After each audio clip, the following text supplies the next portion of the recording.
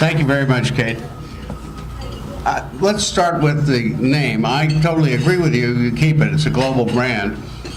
But is that why you persist in having that logo that I think puzzles more people than the name?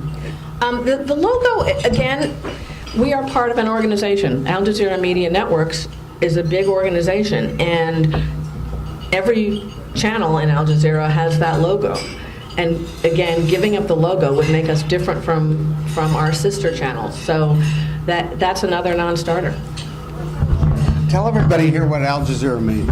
Oh, Al Jazeera, I was going to make a joke and say something horrible, but no. Al Jazeera means the peninsula, because the government of Qatar owns Al Jazeera, and Qatar is a peninsula.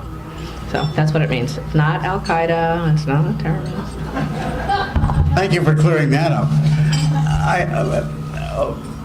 Along the lines of this quest for an audience, there's a great rule in economics called Gresham's law of currency, which is the cheap drives the deer out of circulation. You use paper money, put the gold under your pillow.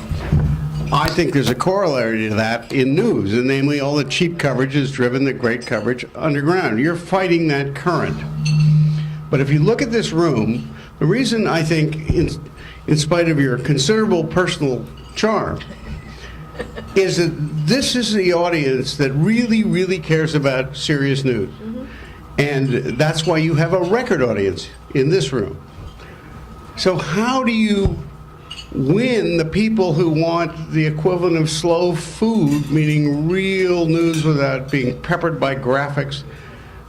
That's what you're doing, and it's great to those of us who've watched it. But when you break a great story, how are you convincing other media to pick it up and create a media ripple effect? Well, there were a couple of questions in there, so. I know. When we break a great story, we do our best to make sure others are putting it out there with our attribution. We have an interesting thing that we've noticed, how many stories that we've broken, or just interesting stories, or not necessarily hard news breaking stories, that have been on our website and on our TV that we have seen elsewhere, essentially copied from us in very high quality news organizations. We will get to a point where they're going to have to attribute them to us. Right now, it's catch as catch can. How do we get an audience that is going to look at us, given that we're doing serious, straight news? I think there's an audience out there. I mean, first of all, because of all of you, people do want news. There are more news watchers and news consumers now than there ever were before. And they come in, a variety of shapes and sizes. People who watch TV, people go online, people who want to see things on their smartphones, people who get texted, et cetera, et cetera. We're trying to cover all those bases, but by giving the content that we don't think anyone else is doing. Honest to God, I look out there at what people call the competition, and I don't call it my competition. Technically, yes, 24-hour news channels are competition for us, but they're not competition because they're not doing anything like what we're doing, and for perfectly valid reasons in some cases. They have shareholders that they are beholden to. They have to do the most with the least amount of money. They have to make a profit. We are blessed in that right now. It's not like this is a charity. We are seeking to make a profit, but we know that right now we have a nice long leash to get ourselves established, doing the right things, because we firmly believe what we are doing will bring eyeballs. And we have tested and tested and tested and researched and researched and researched, and we think that research supports that. Okay. I know there are lots of questions. Is there a mic that's floating around, or is this the one that floats? Okay, so as I hand this off, you can answer this quickly, because this mic has been restored, apparently. Okay. And that is, if this crowd here could convince President Obama to cede Crimea to President Putin, do you think he could also ask President Putin to call the Egyptians and say, let go of those Al Jazeera people?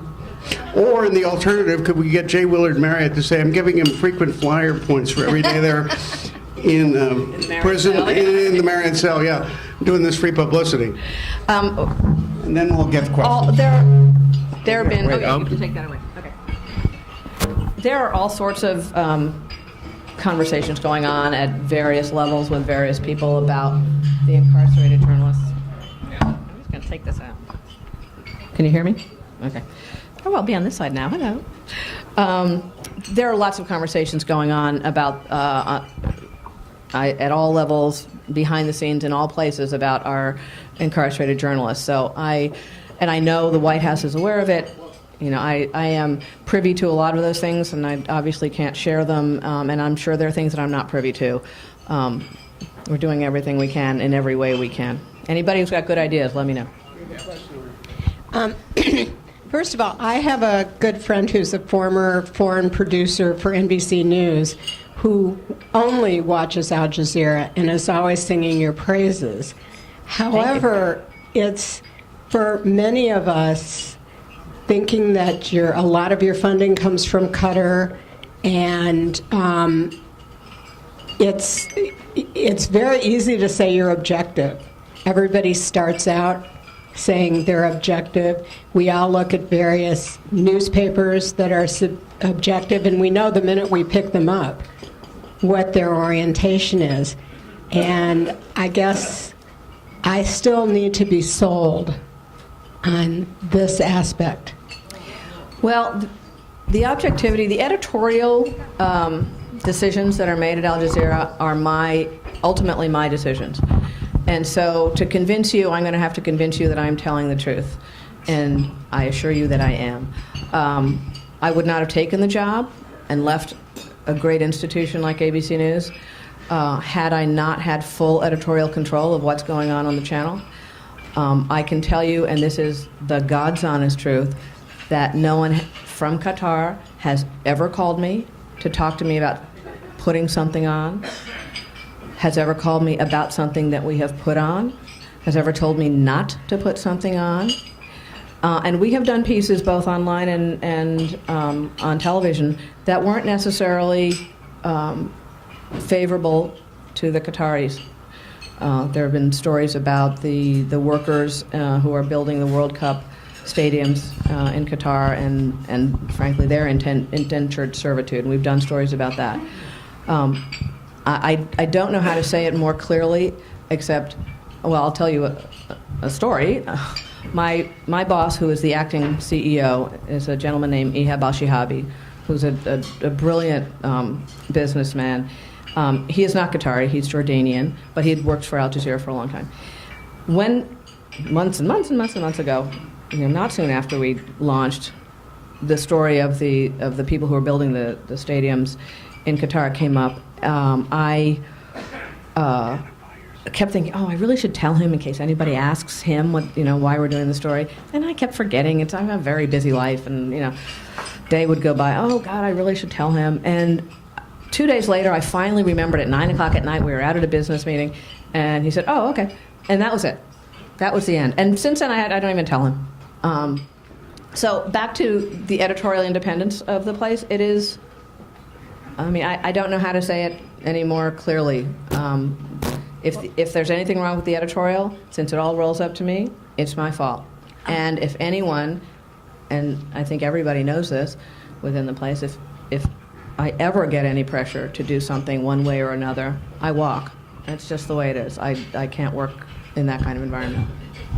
Excuse me, my name is Ann Royfey, and I'd like to get to a specific here.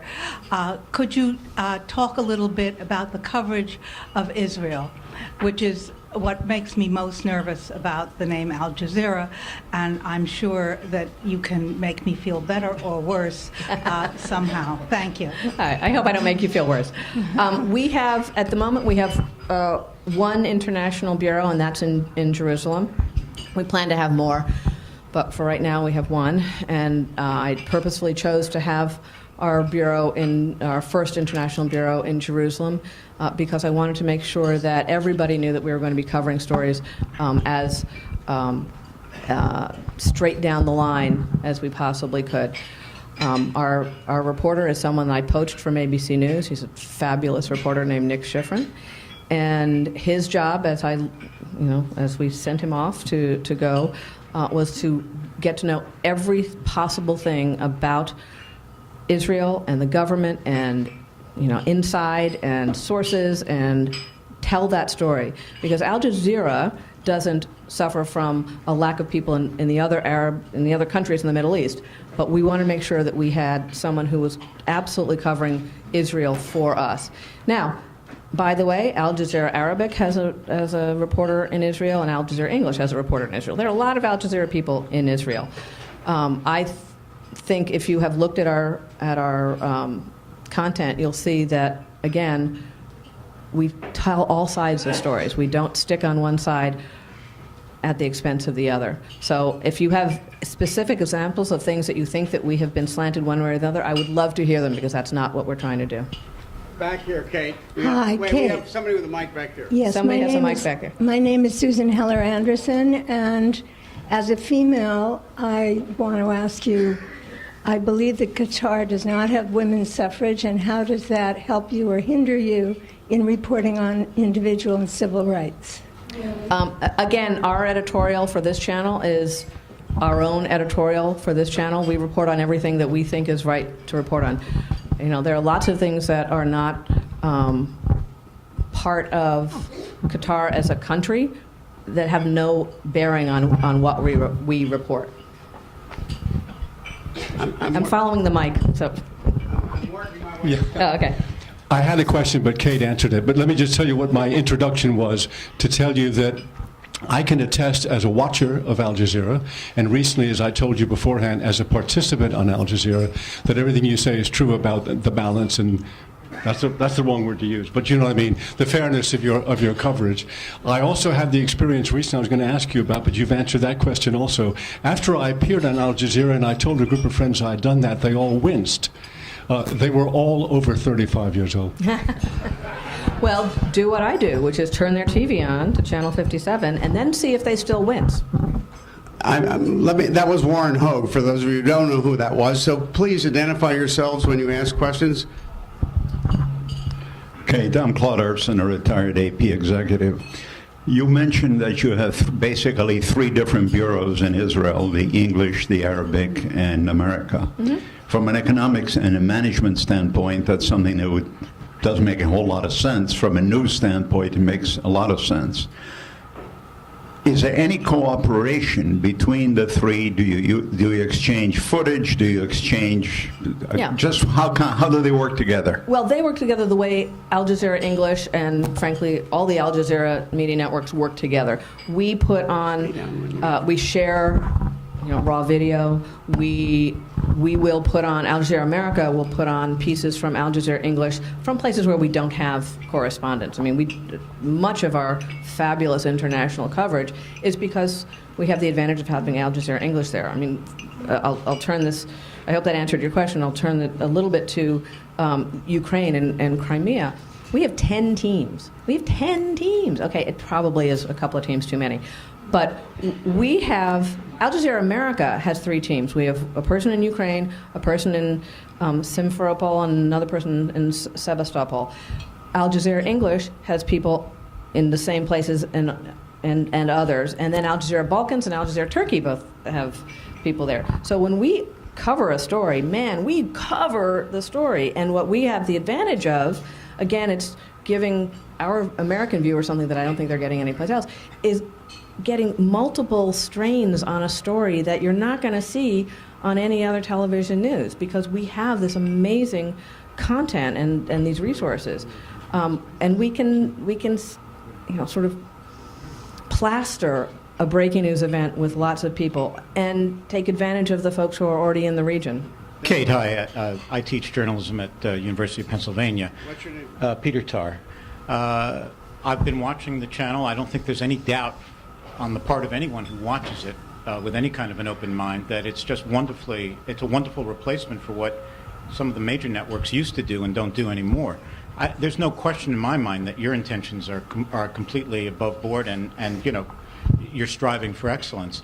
But of course, all of us also, as journalists, have had the experience that where the money comes from is important, and it's not a question of your intent or what they've let you do. But is this, first of all, an endless stream of money from Qatar? I'm serious. I hope so. Well, but if No, it it is, isn't. then it's natural to ask, why is the government of Qatar providing this wonderful service for Americans? Well, it's the government of Qatar is providing this wonderful service because they provided the same service globally and at the beginning in the Middle East. It is a decision that was made at the highest level. I guess the former emir decided that he wanted to have this as part of, frankly, I think it's part of all the various things that Qatar is doing as a government to broaden itself out in the world. I'm not going to get into politics and geopolitics on that. I will say that the freedom that we have is mirrored by the freedom that Al Jazeera English has and independence, and the same thing for Al Jazeera Arabic. And so it's not just that we here in the U.S. want to make sure that we are editorially independent. There is a history of editorial independence at Al Jazeera that, frankly, I remember reading about during the Arab Spring when there were the riots in Bahrain, and Al Jazeera was covering them, even though the government of Qatar was not so happy about those riots in Bahrain. But they were covering them at, being as open as any Western news organization would be. So this is something that is not just about Al Jazeera America. I mean, because we're new and I'm the first president, I'm talking about it in terms of how I was hired. But there is a long history of independence of the journalism. Well, it is a they do not want it to be a money-losing entity. I think the perfect world would be if we could break even, which I'm going for. I mean, Al Jazeera Media Networks also owns beIN Sport, which is a hugely successful sports cable channel, a bunch of channels around the world. So they have other arms of the same company that are making money that I think are offsetting any slow rise that we would have. We've also made some very specific decisions about our ad revenue, and to be honest, ad revenue is coming slowly. There are a lot of people who are in the advertising world who are skittish about the brand. I think we will get over that, and we have some very good. There are a couple of very good advertisers who really have been with us from the beginning, but we will get to a point where we can pay our own way. It will take a while. We've decided we're only doing 6 minutes of commercials an hour. Competition has 14 to 16 commercials an hour, minutes of commercials an hour. So we very purposefully want to have more content. So it's going to take a while for us to pay for everything through advertising revenue, but that's the goal. Over here. Hello, Malcolm. Hello, Kate. Maliki McCourt is my name, and I know your dad, and by the way, congratulations. I think the station is fantastic. My wife Diana and I watch it once religiously, and so that's well done. Knowing your dad, as I did, I am to the left of Karl Marx, and he was somewhat to the right of, as you said, Genghis Khan, and we didn't agree on much at all, though. The only thing we agreed on was that there's no such thing as a large whiskey. That is true. There were never enough. But him being there, and he was a very fair man, never mean-spirited like the right-wingers of today. He was a fair, decent kind of a man and great company. Now, growing up in that household, would that have affected your philosophical outlook, and would you attempt to put that imprimatur on the network of Al Jazeera? Well, that's an interesting question. It affected me in as much as I listened to all sides. I did not have the same, growing up, as I guess most children and teenagers, I did not have the same political views that my parents had. But we lived in a house that was very news-oriented, and they listened to all sides of everything. And certainly my father, even in his later years, and he died of Alzheimer's about 14 years ago. He would just watch C-SPAN all day long because he wanted to get the information, more information, more information. So I think it's the combination of more information, hearing various viewpoints, and being able to acknowledge that there are various viewpoints in the world that has really informed who I am as a journalist, and intense curiosity to find out what all the viewpoints and certainly what all the stories are. So I think that really, and by the way, my father did not encourage me or my sister to get into journalism, but man, was he happy when we did. While you're pointing someone out for me, tell us what the Malaysian plane story is doing for your audience. Well, the combination of the Malaysian plane, the Ukrainian crisis, and what was going on in Venezuela has really ticked up our ratings a lot in the last few weeks. And we've done some special programming. We did a full night on Ukraine last week. We have these. The fun thing about starting a network, for those of you who've been in this world before, is that you get to experiment on things and figure out whether they work. It's really fun. I'm sure you remember what that was like.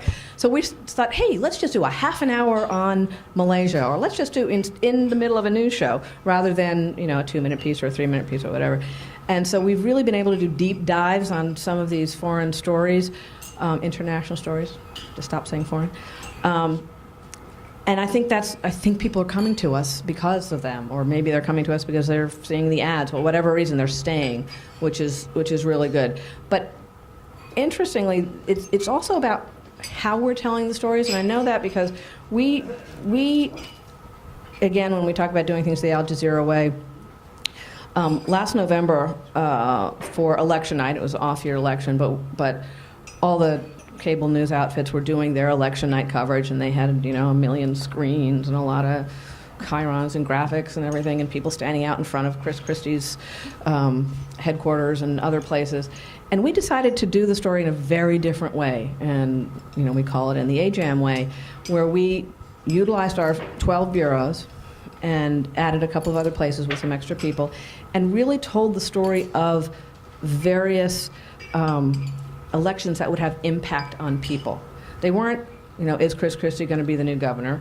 They were, all sorts of things. Of course, I'm not remembering any of them except for the marijuana one, which was, in Colorado, but which a lot of other people did too. But we really did it in a very different way. We weren't that sort of breathless horse race kind of reporting, and we got a lot of viewers. And so we repeated that when State of the Union came around this year. We said, you know what, let's do the same thing. We're really going to go into all parts of the country where we have bureaus and talk about the issues with people, and also globally, because whatever's going on in our country has an effect on the world. And so our coverage, not only did we have great guests, we had Bill Richardson and Mac McClarty and the head of the Tea Party, and people sitting on set with us, but we also went to a guy who was in Cuba live because the Latin American heads of state were having a meeting there. We had somebody live from Kabul, because what goes on in our country has an effect, certainly this year, in Afghanistan.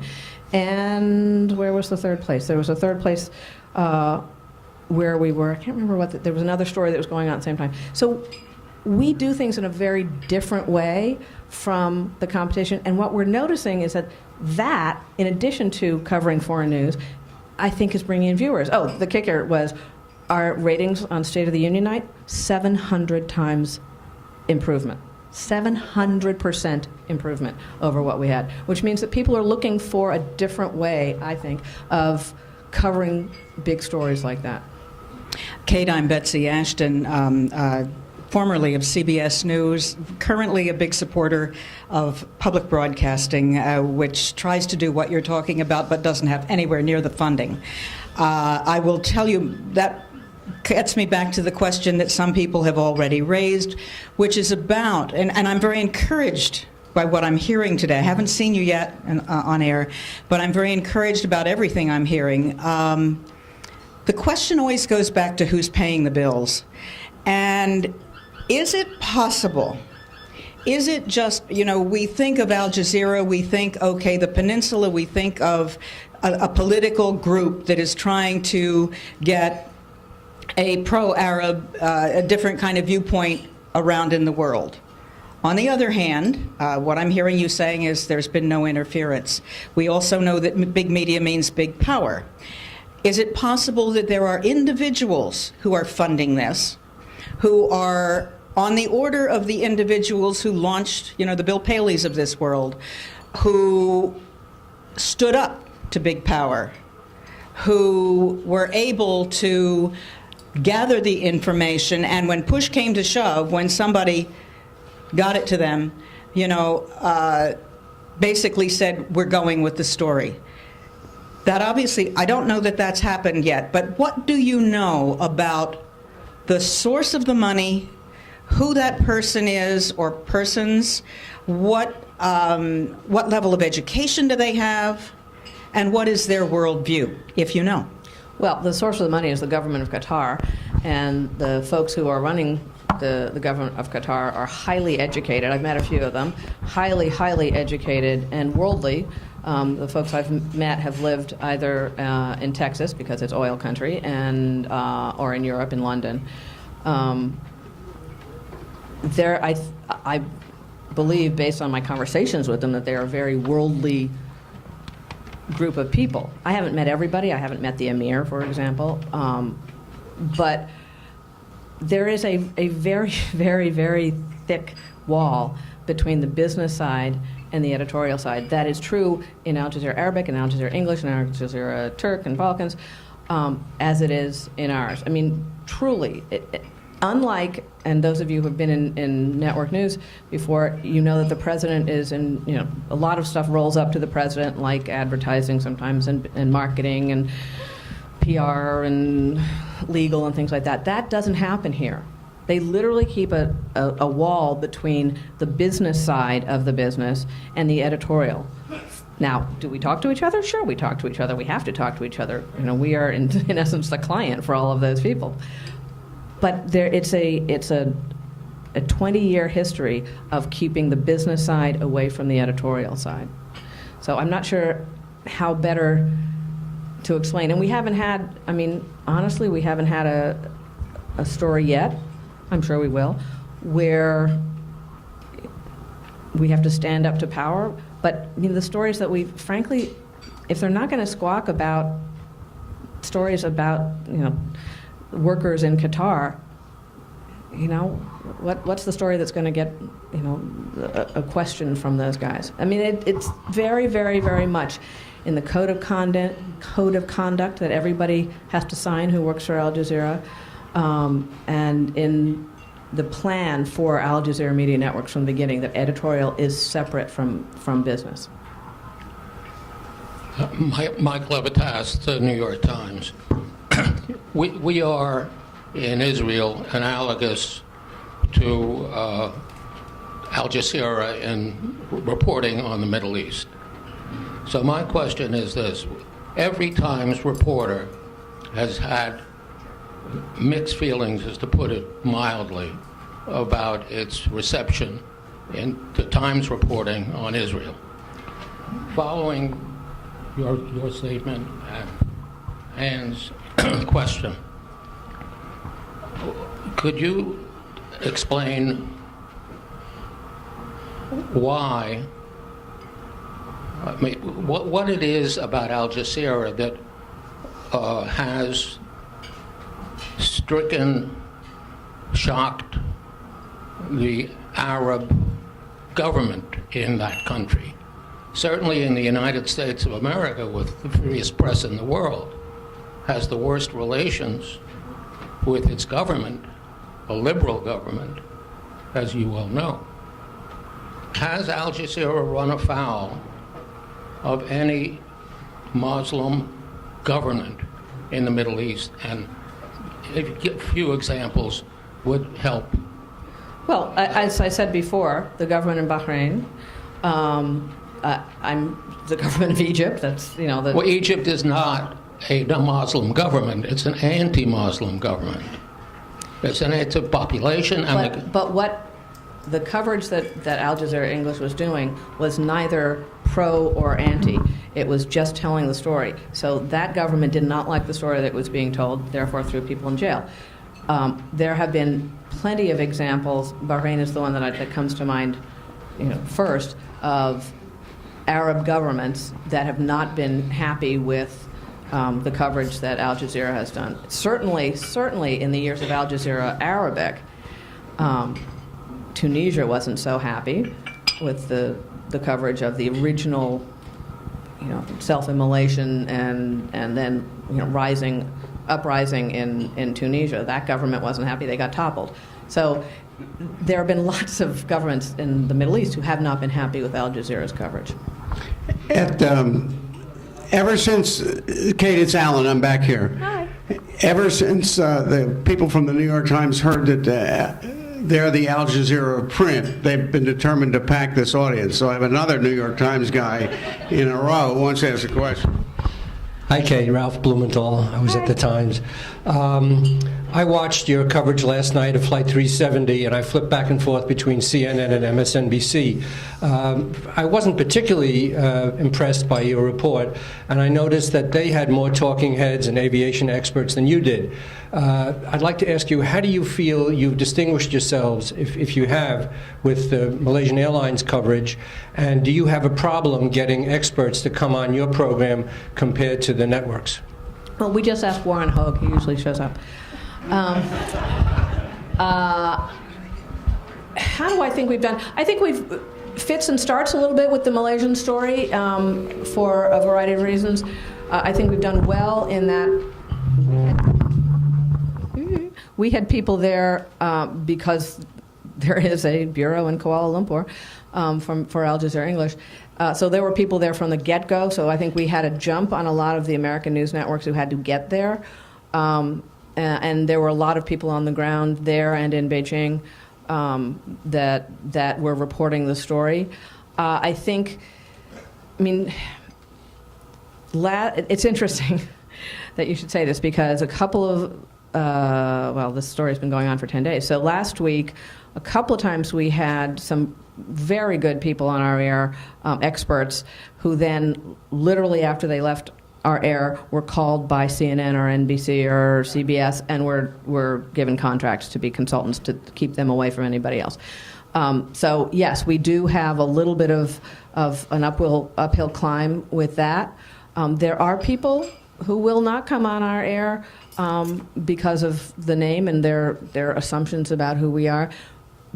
But they're getting fewer and fewer. It's really interesting to see who winds up talking to us. Last night we had Carolyn Maloney and Wesley Clark and, who was the person in the middle?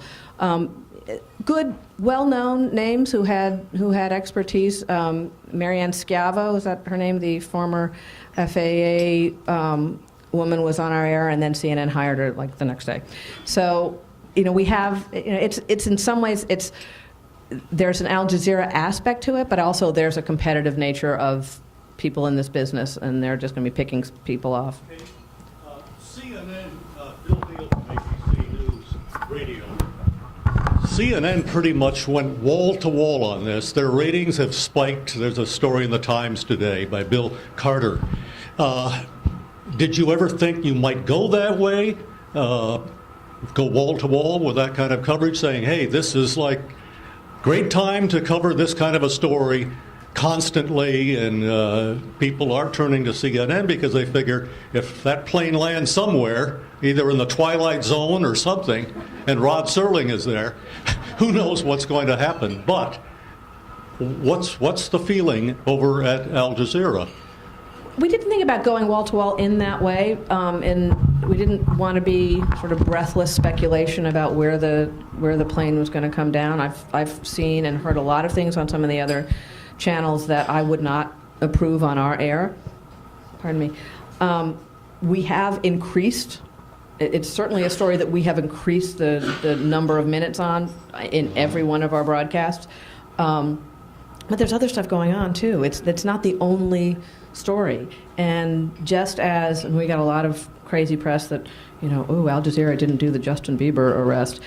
We did do the Justin Bieber arrest, but we did it in its appropriate place. It was a tell. It wasn't a story. It wasn't an hour like one of our competitors. We told it in the appropriate place. So we really look at things globally, and that includes the U.S., and we want to tell all the stories that we think are important. And in my opinion, being 24/7 breathless on a story that includes speculation is not who we are. It's just not. It's nothing new. Well, yeah. Martin Kandel, formerly of CNN. You mentioned the 700% increase in viewership when you did that coverage of State of the Union. Now, you probably picked up 100 new viewers right in this room. Great. 700. We have 300% tomorrow. But if you're extremely low, it doesn't take a lot of new viewers to get up 700%. Thank you for bursting that bubble. Yeah. My question to you is, does it discourage your people that so few viewers are watching?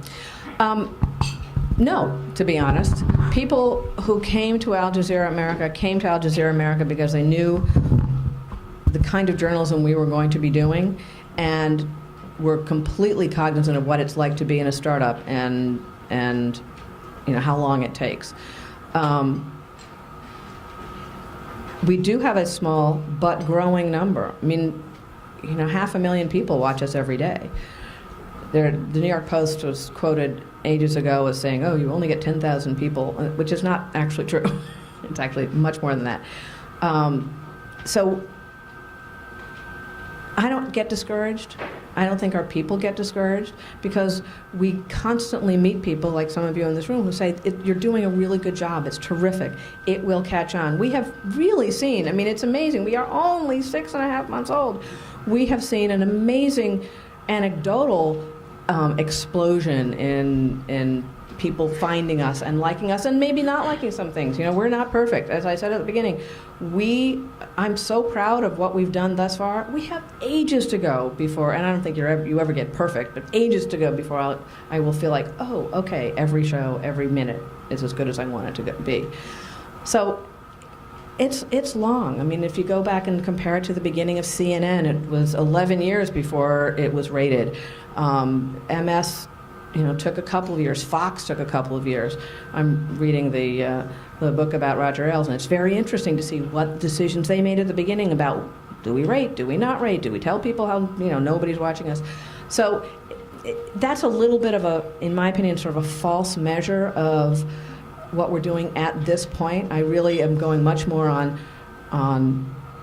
what impact do we have? Are our stories getting out there? Are people seeing what we are doing? And are we increasing? If our ratings were going like this, I'd be worried. Even if the numbers are small, I'd be worried. But they're not. They're doing this.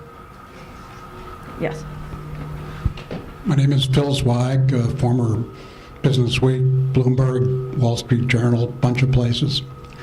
As you're talking, I'm reminded of an interview I had with Walter Wriston, the former late chairman of Citicorp, years ago for my biography on him. And he was telling me about a visit he made to Saudi Arabia around 1975, where he met with the then king. I can't remember which one it was, the one who was assassinated by his nephew or something.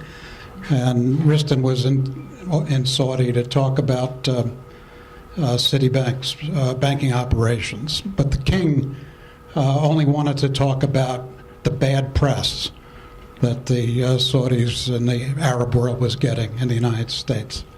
And Wriston suggested, well, you got the money, why don't you buy the International Herald Tribune? And the king says, we're not in the newspaper business. We don't want to be in the newspaper business. So it now seems to me that 40 years later, along comes Al Jazeera, and I find it hard not to believe that somehow the underlying purpose is to present a more benign, perhaps fairer, more objective view of the Arab world in the United States. I'm also curious what your long-term return on equity goal is. I mean, you're doing this for one or two things, either to communicate what you believe to be a fairer, more objective view of the Arab world, and or to make money. And I'm curious what your long-term profitability goal is. Well, I did address the profitability question, which is we do want to break even. I mean, it'd be nice if we made money, but I'm looking at breaking even. And that's a long-term goal because I think we're a ways away from that right now. In terms of our other goals, well, first of all, Saudi Arabia did create its own television network. It's called Al Arabiya, and it is run by the Saudi government. And that was created after Al Jazeera actually started, Al Jazeera Arabic. It is not my intention, to what you said, to create a more fair and balanced view of Arabs or of the Middle East. I want to create a more fair and balanced view of the entire world. I think there's a lot that's not known about other cultures and other countries that Americans need to know. And as long as we can give all opinions and we can tell the story in a 360-degree way, then I think we will have done our job. It just happens to be that we are owned by the government of a country in the Middle East. That, in some ways, is immaterial to our editorial focus. Our editorial focus is to tell the stories that are underreported from around the world, make people think about news, make people think about the world in a way that I don't think that they are getting the opportunity to do with other news channels right now. Hey, thank you so much. Absolutely terrific. The Board of Governors, you're the first one to receive this. I hope it doesn't go against the conflict of interest rules at Al Jazeera. But for real news people, we've decided if they're kind enough to tell us what's going on in their world, we would like to make them a member of the Society of the Silurians for a year. So you're the first person to. Thank you very much. That's great. So we're very happy to do that, and I must say, and I'm sure I'm not alone in this, feel quite assured hearing the boss talk about a network that has sort of been a mystery. And it's like, if the captain of the Exxon Valdez had to go in public, would he have crashed the boat? I don't think so. You have a big vessel you're moving, is what I mean. Okay. And you're doing it very skillfully, and I think you're going to have a big impact from this room outward. So thank you again for being with us.